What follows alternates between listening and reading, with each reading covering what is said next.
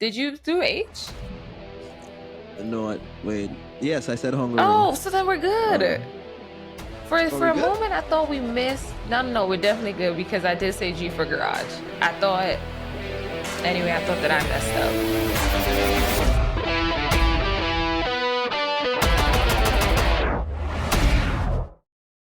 All right.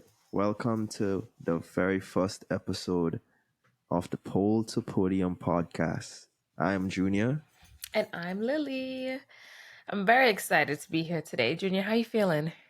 Yeah, I'm super excited, super pumped to finally begin recording the first episode. Are you feeling nervous? I'm feeling a little bit nervous. I'm feeling like there's some pressure to get this right. We're gonna get it. We're gonna get it right. And I just want to explain of course, this is our new listeners, what exactly is Pole to Podium and why we started it. So, Pole to Podium is a podcast about Formula One, and we are two. What would you say? Are we avid fans? I'd say we're pretty, active in enjoying the sport, talking about the sport, but we're not experts. So Lily, just really quickly, you could just say like, how did you get into like watching Formula One? Yeah, so I actually remember that there was a time when I was in Grenada. I was staying at a guest house called the Bergenvalia, and they had very few channels on their TV. And one of the channels that did work and was shout out. Yeah, shout out to the Bergenvalia. So one of the things that it was actually on the TV was actually a Formula One race. So that was the very first Formula One race that I had ever watched. And I was sitting there for probably an hour, just like captivated by it. My sister walked in the room and she was like, "Are you actually watching this?" And I'm like, "Yes." Like, this is actually mad entertaining. And from there, I was very much like a casual viewer. I'd pop in on Sundays. I wasn't really like paying attention to qualifying and things like that. I knew who Lewis was, but I wasn't invested in any other drivers. And then, I became a little bit more interested. I started learning about the other drivers. And then I realized that you also were watching Formula One. This was also around the same time that Drive to Survive was coming around. So it just became more of a topic of conversation amongst in our friendship, but also like after I'd watched the show, then I'd, have opinions myself. So it became really cool to check out and also have someone to like debrief the races with, ask questions with, talk shit with. So that was a really cool experience. How did you get into Formula One? I was somewhere in high school. Of course, I knew who Lewis was because you would hear about him on the news and stuff. But to say I followed the sport as much as I did other sports like cricket or basketball, it wasn't as profound like that. But I was somewhere in high school because it doesn't really show on cable here like how it would in other countries. But when I did get into the sport, Lewis and Nico, right? They were very they were battling. Yeah, the Mercedes drama. The Mercedes drama. Yeah. So it was around it was like 2 years before like Nico won his first championship. So I've been watching for quite some time. And on the podcast here, we'll be breaking down race reviews. We'll be reacting to memes. We'll be what else? What am I missing? We probably hopefully getting someone who has never watched the sport, like bring them in to get their own opinion on that sport, because I think it's a very interesting sport. Like once you get into it, like you really get into it. And there's a lot of drama. Like I think that's what keeps it so entertaining. Drama. And I know that you're going to touch on some of like the big points that happened in this season that just wrapped up. But once you really get to know the drivers and you start to see some of their actions, that dramatic piece really brings another touch to it. Man, it is though. The only thing with our sport, guys, come on, it's a very expensive sport. I wish I could like go to all the races, man. Yeah, that That's would be a imagine. dream. Can you imagine? That would be a dream. Can you imagine just being able to just go to the different races? We have been to a race, guys, Yeah. but that's for an upcoming. That's for an upcoming episode. Yeah, that was a great experience. All right. One other thing we'll be doing on the podcast as well is playing games. And how about we dive straight? Let's start the podcast off with a game. What do you Yeah, let's think? do it. So All right. these moments, I know you have. I know you have a number of games. Which one I do you think we should do. play? I have a few that I've put together to really test your knowledge, test my knowledge of a series of topics under the Formula One umbrella. Oh, And we're really looking for okay. precision here. So if you can't get it, then you're out. There's no second chance, third chance, because truly, like when you go, when you drive into the pit stop, they don't get three chances. So we're trying to like mimic that kind of Facts. like high intensity, Facts. feel of it. So the game that I wanted to play is a game called A to Z of F1 related topics. And it's a game that actually like I do all the time with little cousins and other children that I have in my life. So essentially we'd be taking turns naming Formula One related Yep. terms, people, topics for each letter of the alphabet. So for example, if I had A, perhaps I'd say Alonso. And then you would do B, I do C, and we kind of flip flop. So, June, do you want to go first or you want me to go first? Ladies first. All right. So you already got mine. Mine is A for Alonso. All right. B. Baku. C, chicane. All right. That's D. Daniel. I don't know if I can do that. I know he's not in F1 technically. Nah, I think it works. Okay. Ooh, I'm already slipping on E. Engine. E is engine. There we go. Okay. All right. So F, I got Franco. Big up to Franco. All right. G, garage. H, Hungaroring. I, Imola. Am I saying that correctly? Imola? Yeah. Yeah. Imola. Imola. But it starts with an I.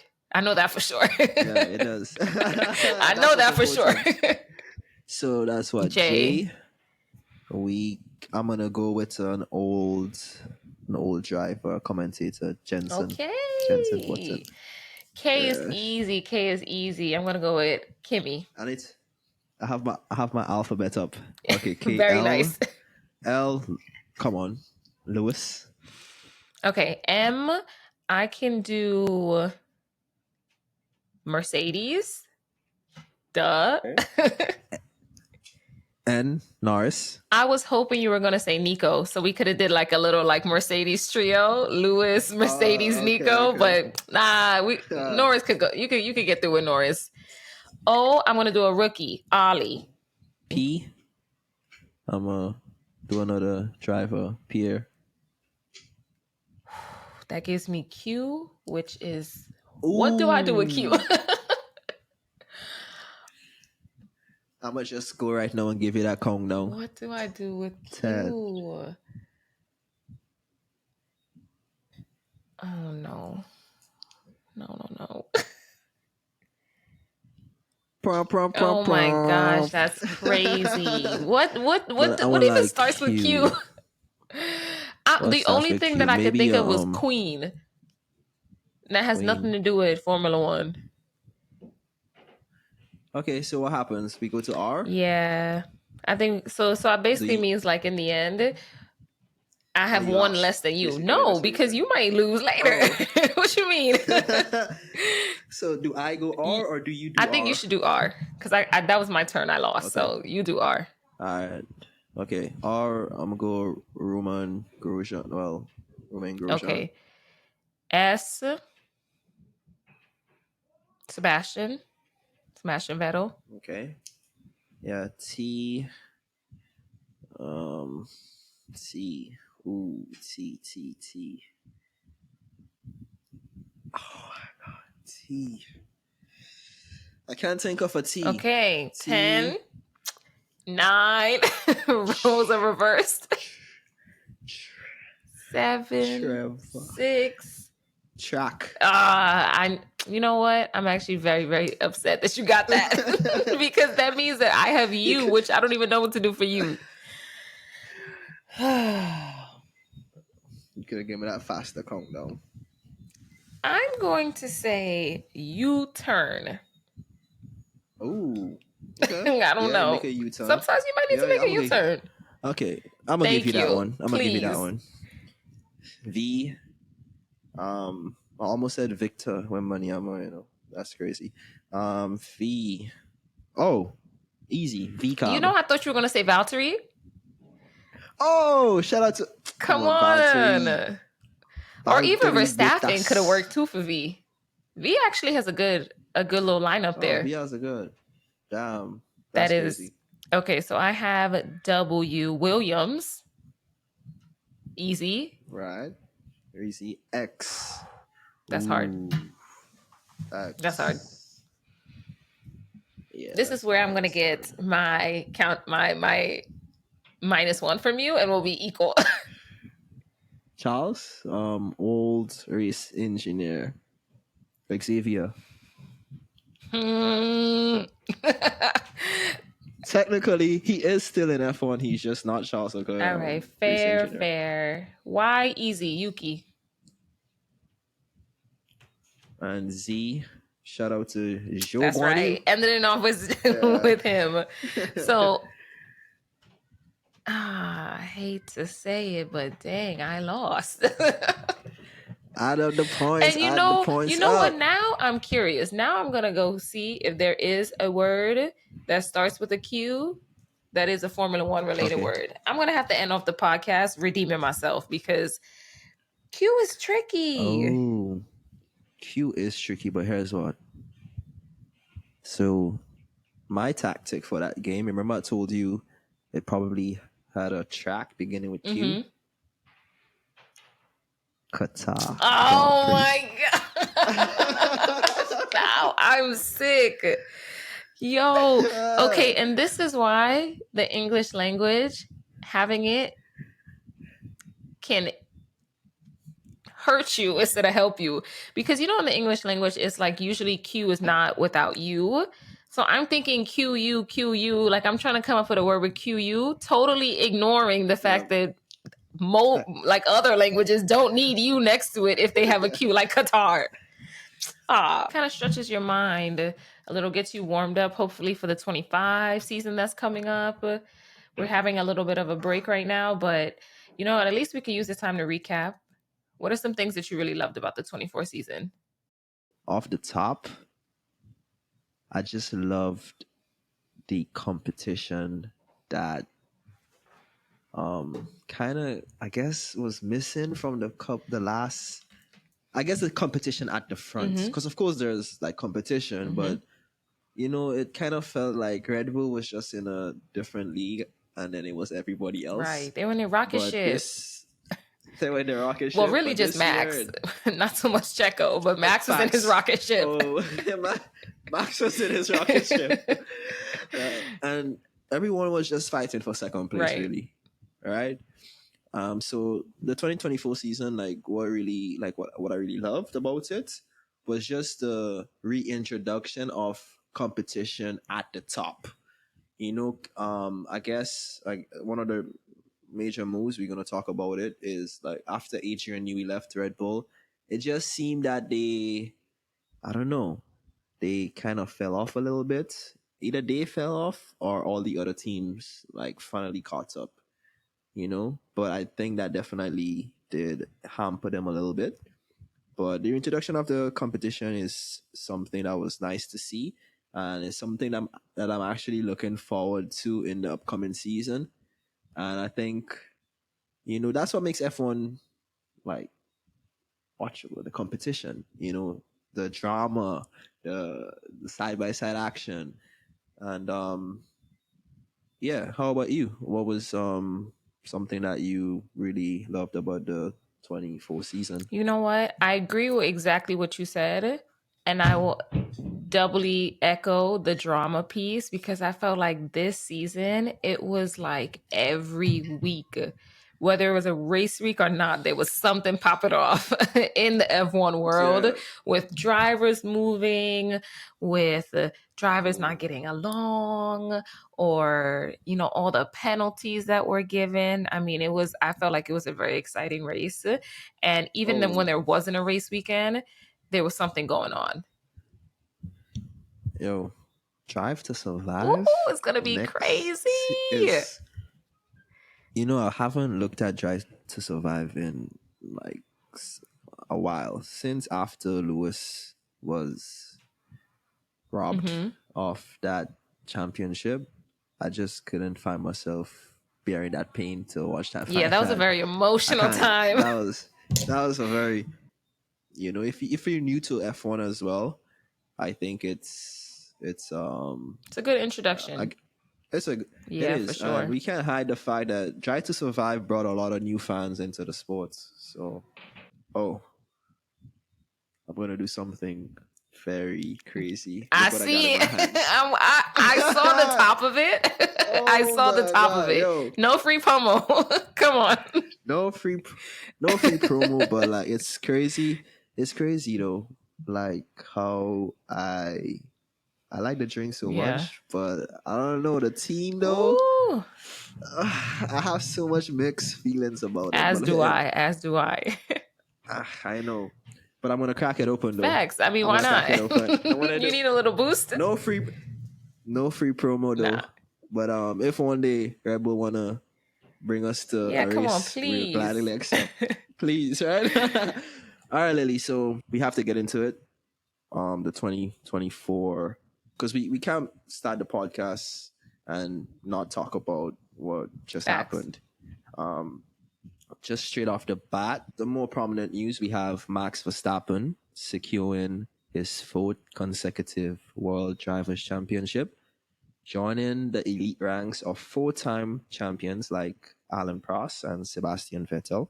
He clinched the title at the Las Vegas Grand Prix, finishing fifth, which was sufficient to outpace his closest rival, Lando Norris. What's your thoughts? How I know, well, I guess as time goes on, I'm gonna learn more about your favorite drivers and you know who you're rooting for. We don't have to touch on that. Um, but what's your what was your standout moment from Max? He had that crazy Are you talking about when he he started at the started back and hit him at the 17. front? Yo, I know exactly the moment you're talking about. So first, I feel like congratulations, Max. Honestly, like a win is a win. And he was driving the hell out of that car this entire season. And we know he was, because if you look at where his partner was, it's clear that like you can't just be given a car and be expected to shine. Like you have to put work into it, which is what he does. But I do think that the moment that stood out to me was when he started at the back. I mean, he just kept getting penalty after penalty. Like they put him in the back of the line, and Max drove the heck out of that car. I mean, it's like every time you look at the screen, he's like two places ahead from where he was. So I do think that, that was a really impressive moment. Yes, he did have a little bit of luck in that race, because I do remember like there were some collisions and some things at play that had him being able to advance.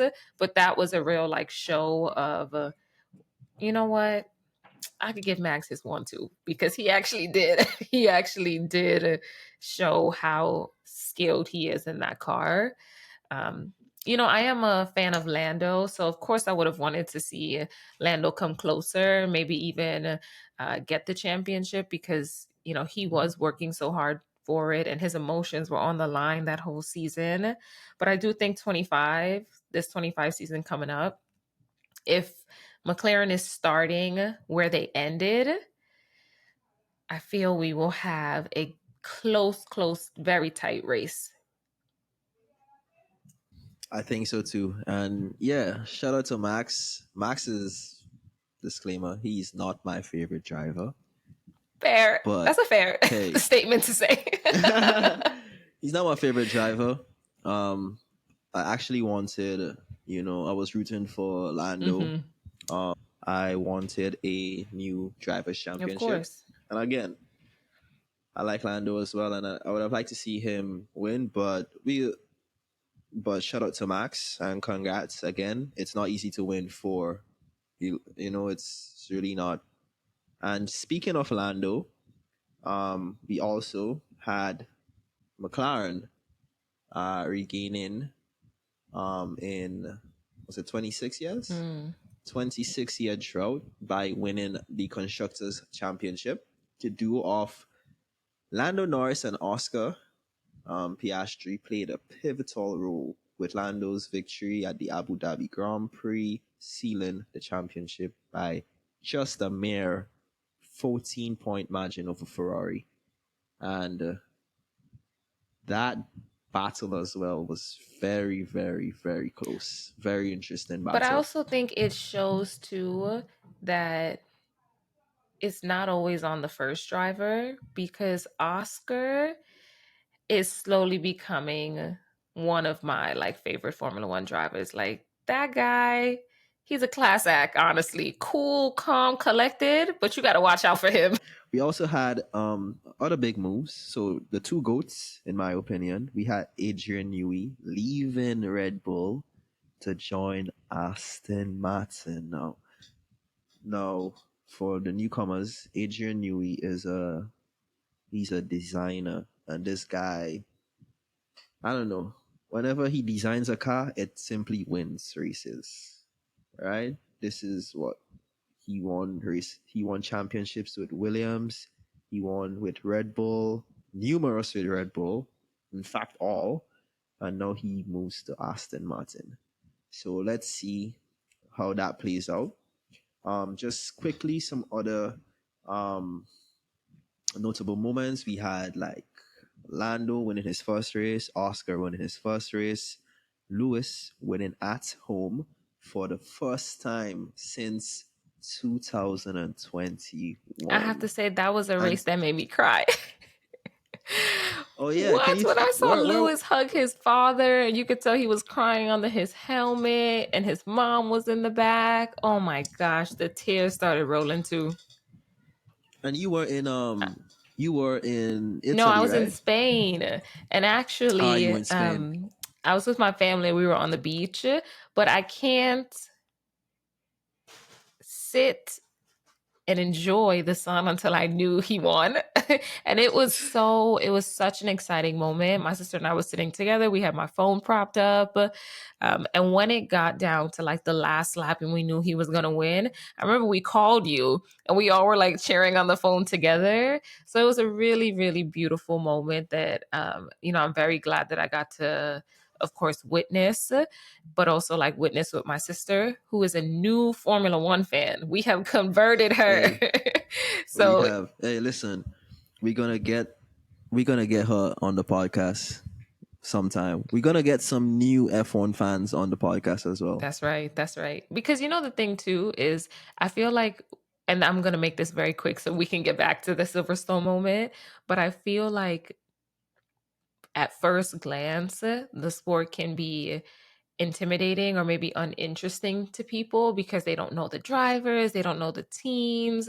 But once they get like a baseline of what's going on, I feel like that's what instantly draws people in. It took my sister one race, one race to really. One race, and she's literally calling me like, "Hey, Junior, race Right. Sunday." Yeah.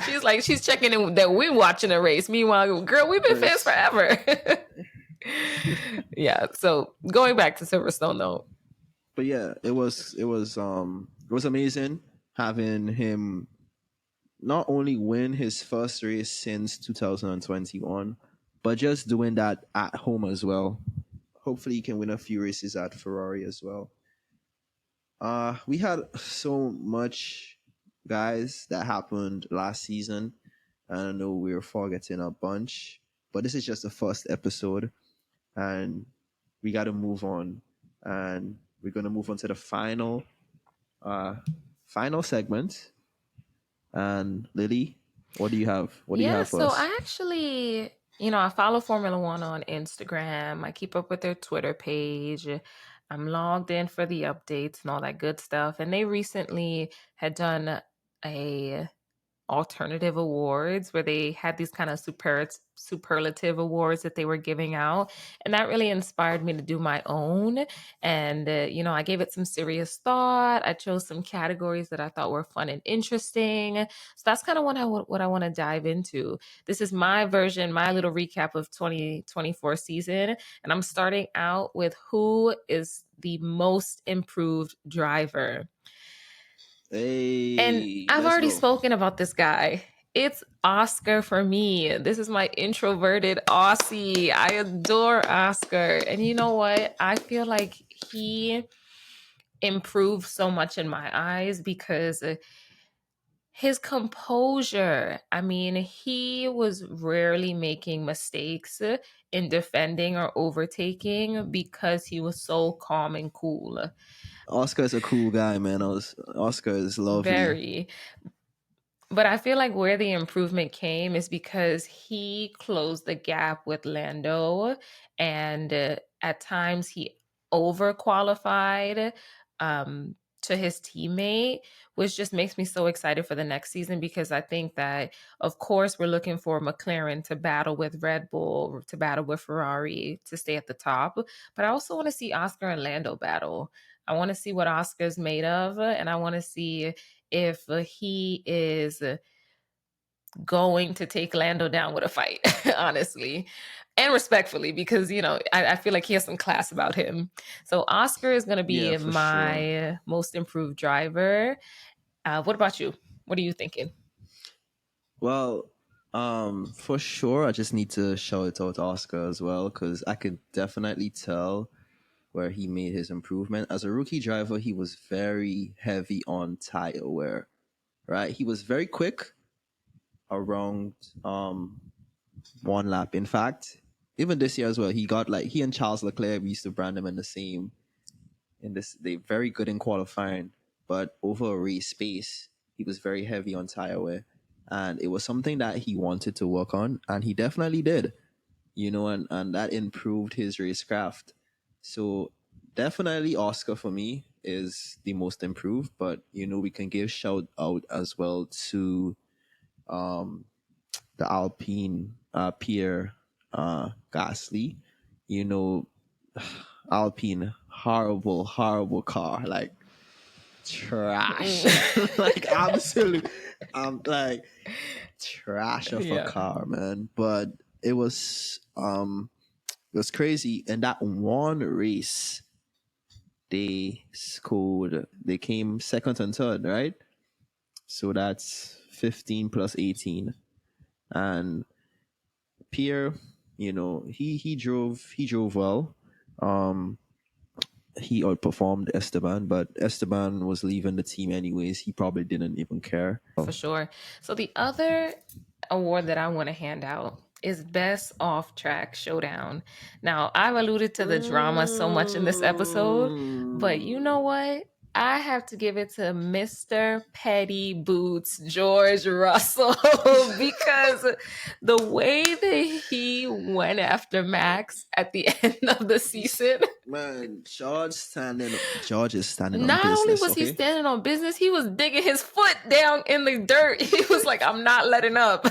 He went to the stewards. Yo, He's he doing went to the interviews. stewards, He's yo. like, this behavior is unacceptable. He really had Yo, Max and rattled. hey, So much so that and Max was, sending out his own little diss about how, George is kind of like the worst driver out here for, he has no respect for him and that kind of thing. George is a snitch. That's what he's saying. George Yeah, is a he did. snitch. He might have actually used that language, honestly. And you can't forget as well, remember that the team dinner where they had Max and George. So the drivers thought they would just do a prank and put Max and George sitting next to each Loved other. it. And George came in and he was like, Max was like, "Yo, we saved the chair for you, mate." And George just walked up, grabbed the chair, and moved to the Right. opposite end. He was like, nope, not sitting by this guy. He's standing And on you know business, what, yo. George? That's something that I would do too, because at the end of the day, you can't force me to do something I don't want to do. And I really appreciate that he did that. But that was my best off track showdown. I can't Uh, wait to see how they top it next year, because that was for real, that was comedy. That was comedy for sure. for me, man, it was so many like moments off track, but I don't know because I just wanted to see some competition. The fallout within Red Bull had me intrigued. You know, there was some drama between maybe Max Verstappen and his camp, and maybe with Adrian Newey, Helmut Marko, Christian, and you know those, and maybe that's the rumor that's why Adrian wanted to leave. I kind of wanted to see. I was a little hater, you know. I kind of wanted to see the dong fall off Red Bull. You know, I just wanted some competition, like anything to disrupt that flow that Red Bull was in. So that was off track. Showdown that was interesting as well with Mac's dad. Joses, he doesn't back He's down. very He'll let his opinionated. opinion. He's very opinionated. So that little off track moment there as well had me going. What else do you have? So the next one that I have is another high point of the season, and this is my award for most controversial team orders. And when I hand out this award, I'm also going to explain the situation a little bit, just in case there's somebody who's listening who might have missed this Grand Prix or, kind of got lost in the details. So my most controversial team orders is going to go to McLaren and the team orders that For they gave sure. Lando. And I'm going to For explain what happened sure. at the Hungarian Grand Prix, because do you remember when we were watching that and we heard the message that came over the radio, and I was instantly confused, and I remember I'd asked you to clarify. It was just a moment that like sticks out to me because we really had like the real time conversation about it while it was happening.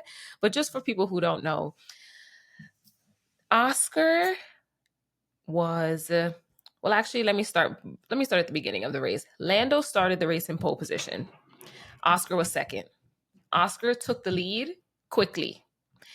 What became controversial is they pitted Lando before Oscar, and then when Lando came out, he got a chance to overtake Oscar. Now that was a little bit funky because, say that again? Yeah. And it just was like a little distasteful that that's the decision that they chose to like pit Lando before they pitted Oscar, and now you got Lando on fresh tires able to overtake it.